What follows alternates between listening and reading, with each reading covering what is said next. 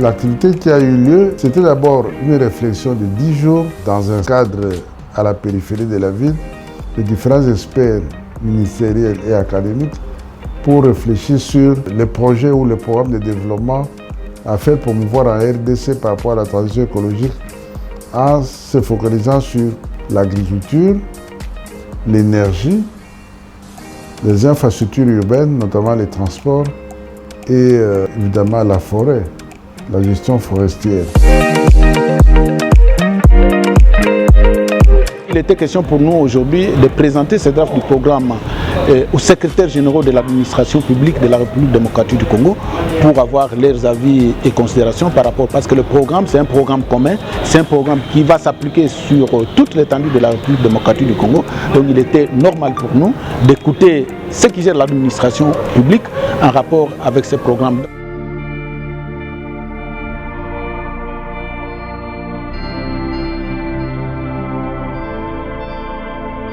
Comme vous le savez, l'Agence congolaise pour la transition écologique et le développement durable n'est pas l'affaire d'un seul ministère. C'est une agence, comme je l'ai dit, service spécialisé de la présidence, mais qui couvre plusieurs ministères sectoriels. Je peux énumérer quelques-uns: l'environnement, l'agriculture, l'énergie, l'industrie, les infrastructures, le développement rural, pêche et élevage, urbanisme, aménagement du territoire, transport, commerce et même les finances. Donc tous ces ministères-là ont chacun un rôle à jouer dans la transition écologique. Parce que à quoi servirait-il qu'un ministère, en l'occurrence le ministère de l'Environnement par exemple, qui a une direction de développement durable qui essaie de faire appliquer les prérogatives de la transition écologique au niveau sectoriel, à quoi servirait-il de rester juste à ce niveau-là quand les autres ministères ne suivent pas la même politique? C'est ainsi que dans les pays, par exemple, industrialisés, la mise en œuvre de la transition écologique se fait de façon conjointe. Donc tous les pays de l'Union européenne, par exemple, doivent chacun appliquer la transition écologique dans sa politique interne, parce qu'il y a des directives communes que chacun doit respecter. Mais nous autres, comme c'est individuel, nous devons appliquer la transition écologique par rapport aux projets de développement qui font promouvoir ce que nous appelons mécanisme de développement propre, c'est-à-dire où il n'y a pas d'émissions de gaz à effet de serre, notamment le dioxyde de carbone. C'est la raison pour laquelle je l'ai toujours dit, la RDC est privilégiée dans la mesure où, sans utiliser l'énergie fossile, nous on peut se développer parce que nous avons l'énergie verte à revendre, du moins potentiellement. Il suffit que ces potentialités soient transformées dans le concret pour que nous puissions promouvoir le développement propre et donc répondre aux exigences de la transition écologique par rapport à l'énergie.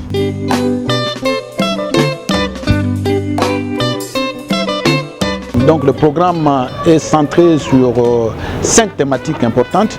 La question de l'agriculture urbaine, là on a abordé les questions d'agroforesterie, les questions d'agriculture urbaine, d'élevage, de pisciculture, mais surtout les questions du désenclavement du monde rural. Parce qu'après la production, il faut amener les produits vers les centres de consommation. Et là on a abordé les questions de réhabilitation des routes de déchets agricoles, mais également la réhabilitation des voies fluviales de la République démocratique du Congo. Il y a une proposition très intéressante qui a été faite dans cette thématique, c'est la création du Fonds national d'entretien des voies fluviales et la piste en République démocratique du Congo, ou des voies navigables. Pour les routes, il y a une avancée importante avec le FONER. On voit aujourd'hui les routes être maintenues avec l'argent que le Fonds national d'entretien des voies routières collecte, mais au niveau des voies fluviales, il nous manque ces fonds.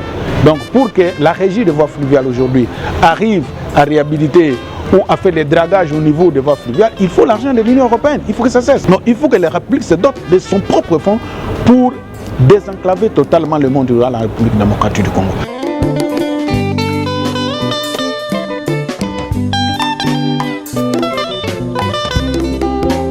Pour rappel, l'Agence congolaise de la transition écologique et développement durable est un service spécialisé de la présidence de la République qui a pour mission principale de faire passer le pays de l'économie carbonée vers l'économie décarbonée à travers tous les mécanismes dont certains ont été ratifiés par la RDC à travers le protocole de Kyoto, notamment le mécanisme de développement propre. Il y a deux grandes cellules dans l'agence. Il y a la coordination qui gère l'agence au quotidien.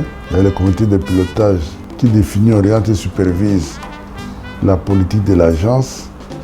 Et la finalité, c'est d'avoir sur le terrain, donc à la base, au niveau des communautés, des projets concrets de développement financés par la finance carbone.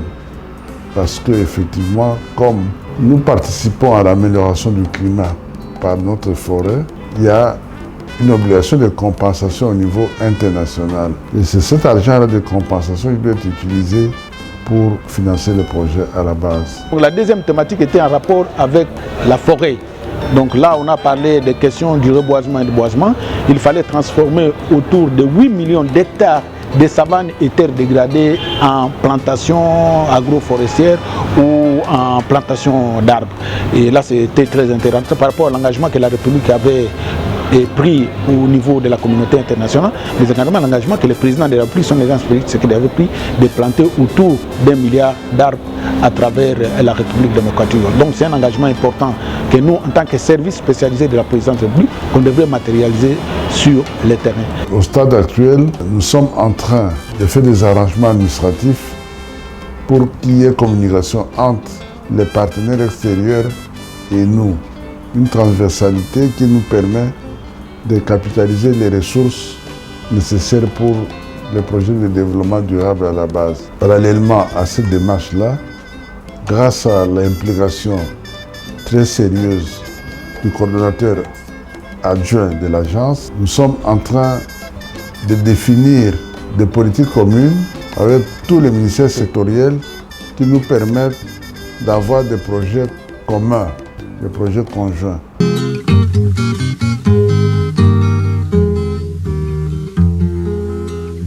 La troisième thématique était en rapport avec la conservation de la biodiversité. Quand vous circulez à travers tous les territoires de la République démocratique, il n'y a pas de jardins zoologiques. Il y en a 4 ou 4 jardins botaniques, 4 jardins zoologiques, ce qui fait 8. Mais quand vous allez à Kananga, vous êtes à Bunagan, il n'y a pas de jardin. Il y a beaucoup d'espèces végétales qui sont en train de partir et il y a beaucoup d'enfants qui peuvent apprendre beaucoup de choses à travers les jardins botaniques à jardin, mais ça n'existe pas. Donc on a prévu de créer au moins un jardin botanique dans tout le territoire. Ça sera ce que nous appelons les jardins communautaires. Mais aussi le président de la République, dans le cadre de l'initiative de plantation de milliards, il avait prévu des jardins scolaires. Alors nous avons également intégré cette vision du président de la République dans le programme.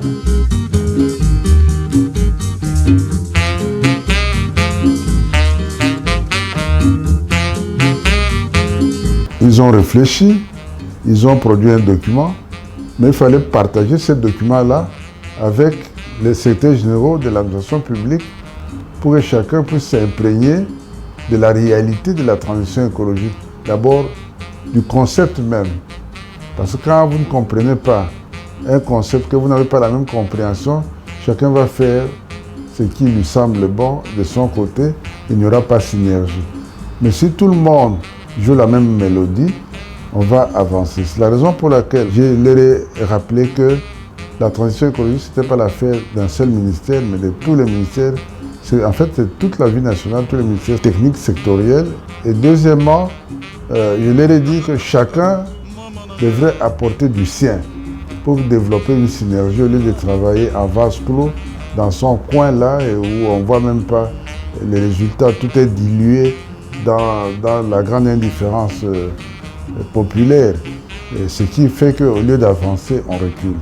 La quatrième thématique était en rapport avec ce que nous avons appelé l'électrification. Comme vous le savez, au niveau des villages, on peut dire qu'il n'y a pas d'électricité, 0%. Mais on s'est trouvé au niveau des villes, on peut trouver au niveau national, on est autour de 9% des gens qui ont accès à l'électricité. Pourtant, la République est dotée de nombreuses ressources en énergie renouvelable. Donc il fallait valoriser ces ressources. Nous avons pensé à l'hydroélectricité, au solaire, aux éoliennes, à la géothermique, à l'exploitation du gaz méthane. Ça pouvait aider les pays à améliorer son accessibilité à l'énergie. Il y a également les questions de l'eau qui ont été abordées, comment faciliter la population à avoir accès à l'eau potable. Et la dernière thématique était en rapport avec les villes durables. mais également les éco-villages. Quand on voit la manière dont nos villes sont gérées, et c'est finalement, nous pouvons dire que la situation n'est pas très reluisante. Vous avez des espaces verts qui ont été complètement détruits, vous avez la problématique de logement, autant de problèmes. Donc il faut un appui important pour que nos villes se transforment en entités humaines où les conditions doivent être acceptables. Donc on a abordé la question des villes durables, mais également la question des éco-villages. Nos villages ne répondent pas aux conditions normales pour que les gens puissent bien vivre. Donc on a prévu de créer des éco-villages pilotes à travers tous les territoires de la République démocratique du Congo d'ici 2030.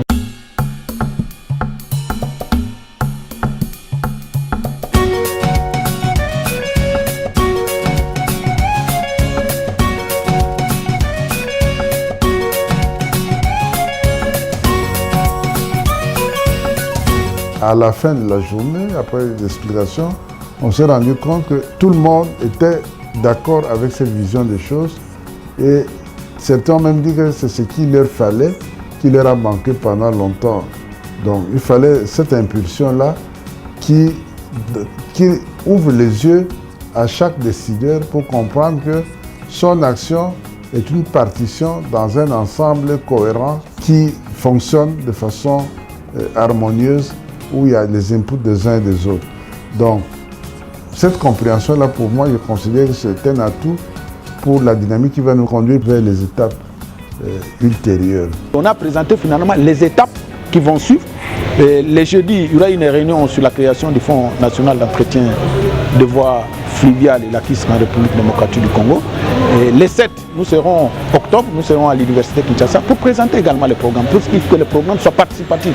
Donc les étudiants, les professeurs d'université et l'ensemble de la communauté, mais également d'autres chercheurs, vont participer à ces débats pour que nous puissions enrichir les programmes, parce que le président de la République, son excellence Félix Tshisekedi, veut que les jeunes jouent un rôle important dans ce que nous appelons la transition écologique en République démocratique. C'est pourquoi l'étape la plus importante, c'est les échanges que nous aurons avec les étudiants de la ville de Kinshasa à l'université Kinshasa.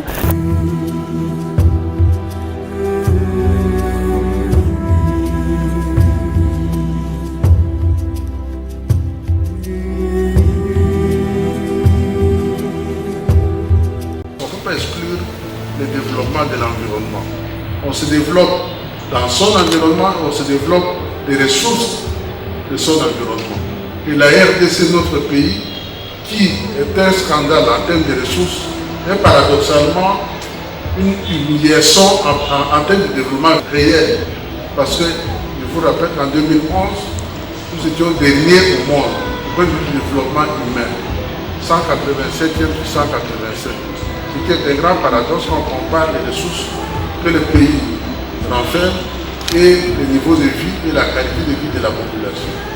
Ça, c'est la préoccupation majeure qui a poussé le chef de l'État à créer l'agence pour qu'ensemble, tous les acteurs puissent réfléchir pour produire des projets bancaires qui vont mobiliser toutes les énergies et toutes les intelligences. C'est ce qui justifie d'ailleurs notre présence sur cette commune inspirée, notre alma mater. C'est notre maison commune, unité. Et nous pensons qu'on ne peut pas parler de développement sans associer la réflexion scientifique. Et il n'y a pas de meilleur lieu de réflexion scientifique que l'université.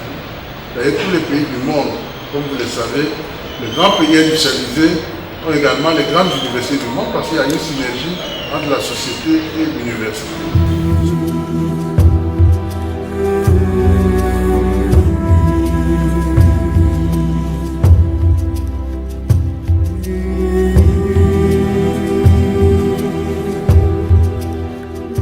Nous sommes dans une approche de gestion axée sur les résultats. L'Agence congolaise de la transition écologique, sous l'instruction du président de la République, nous avons pris une voie qui est celle de non-retour. Nous sommes obligés d'aller de l'avant et nous n'allons plus reculer. C'est ainsi que nous invitons tous les acteurs qui veulent contribuer à cette réflexion de nous appuyer et pour que nous puissions aller ensemble. Quand un peuple est distrait, il est difficile pour lui d'aller vers le développement. Dans la plupart des cas, il y a un ami qui me disait que nous sommes un peu distraits. Et quand les choses nous tombent dans la tête, on dit, bon voilà, c'est elle qui a posé là. Mais déjà, lorsque les gens étaient à mettre en place des stratégies pour pour arriver à ça, nous on était distinct. Donc il faut éviter la distinction, surtout l'université ne doit pas être plongée dans la distinction. En 2021, je l'ai dit, la RDC va prendre la direction de l'Union africaine. Quelle est notre réflexion en tant qu'établissement d'enseignement supérieur? Quelle est notre vision de l'Afrique de demain? Il ne faut pas attendre 2020 lorsque les choses ne vont pas marcher. C'est le tour de la RDC, ce n'est pas le tour de Tshisekedi, c'est le tour de la République démocratique. L'université, en tant que centre de production de savoir, devait donner également sa vision, devait faire des propositions constructives pour que les mandats de la République démocratique du Congo soient peut-être différents.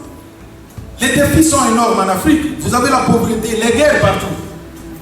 Vous avez l'avancée des déserts, des Sahara à Kalahari, beaucoup de choses. On ne peut pas aborder toutes ces questions en une année. Mais sur quoi la République démocratique du Congo va baser son mandat? Ça, c'est le travail de l'université. Et c'est maintenant qu'il faut réfléchir, parce que 2021, c'est dans quelques jours.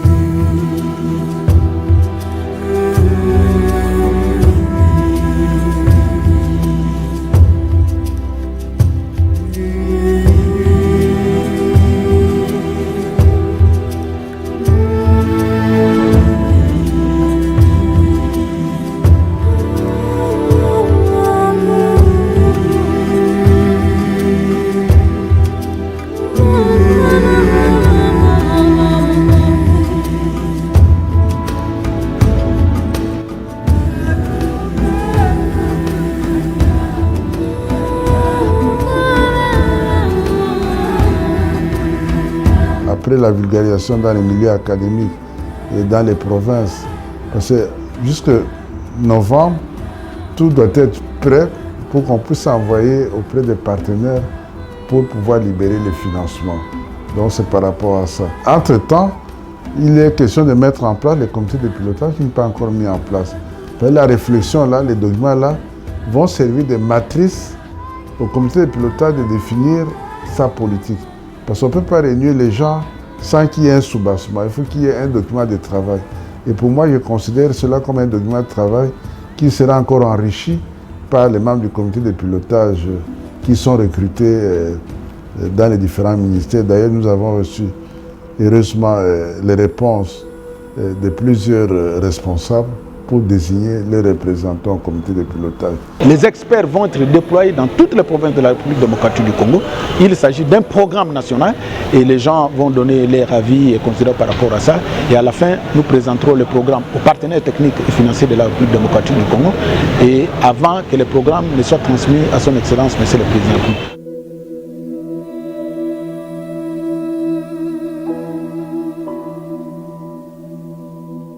Rassurez-vous, l'union fait la force et j'ai toujours dit, le développement, ce n'est pas l'affaire d'un individu, mais c'est l'affaire de tous. Donc tous, nous devons nous mobiliser, la main dans la main pour aller de l'avant. Nous n'avons qu'un seul but à atteindre, c'est le développement de la RDC.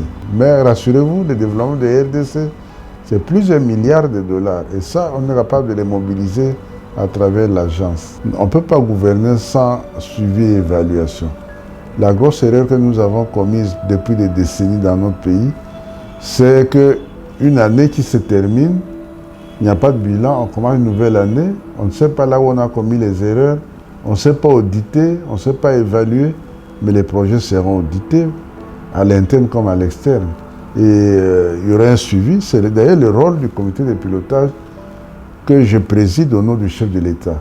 Donc, je vais suivre avec mes experts l'avancement des activités sur le terrain pour éviter plutôt que l'argent entre dans des sacs sans issue.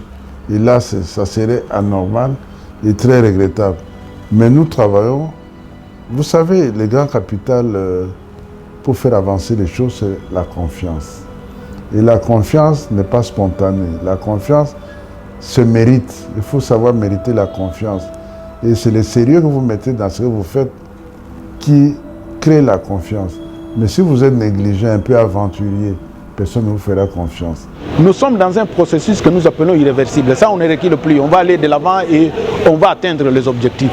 Nous invitons tous les services publics de la République démocratique à s'aligner sur cette vision. Parce que nous sommes dans ce que nous appelons la gestion axée sur les résultats. l'ensemble des investissements qui vont être réalisés dans le cadre de ces programmes, c'est pour l'intérêt du peuple. L'argent ne restera plus entre les poches des individus ici à Kinshasa, l'argent ira jusqu'au niveau de la population. Parce que le président l'a dit, le potentiel environnemental dont regorge la République démocratique du Congo doit participer au développement socio-économique. Et ça ne peut participer que lorsque les financements que nous avons vont auprès des communautés locales.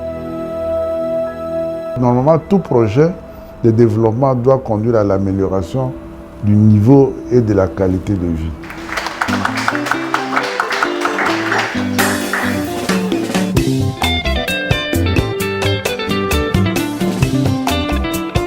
Sans prétention, nous avons la volonté derrière les chefs de l'État pour l'accompagner dans sa vision à réaliser ce rêve de faire du Congo un grand pays au cœur de l'Afrique.